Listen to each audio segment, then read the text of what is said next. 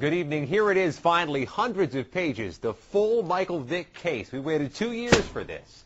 It includes investigator interviews with Vick himself, with his cohorts, and with confidential informants.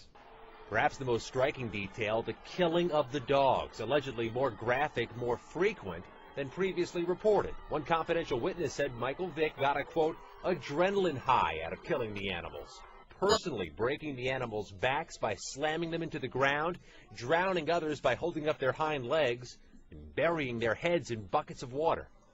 Also new, the dogfighting ring was larger than we thought. A fifth person, a veterinarian named Steve Gregory, was investigated for treating the wounded animals. One of Vick's cohorts said Gregory gave dogs IV bags and stapled the animals' wounds shut. But the documents say Gregory died before the case concluded. Also, one informant said a Delta Airlines employee in Virginia was fired for helping Vick and the cohort sneak past security during the peak of the dogfighting operation.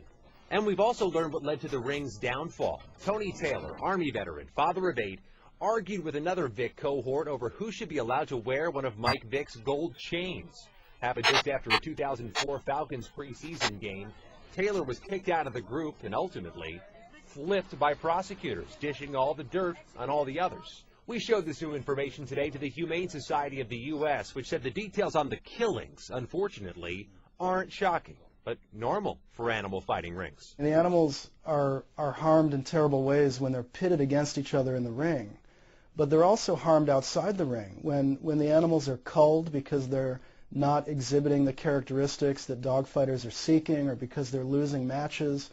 Also in the new documents, a summary of an interview with Vick himself in which he denies slamming dogs to death, but in which he admits it was his idea to hang some of the animals. Also, there was a dogfight staged in 2003, the documents say, in the Pocono Mountains, Pennsylvania, not far from where Vick now plays football with the Philadelphia Eagles, who, by the way, did not return requests for comment tonight.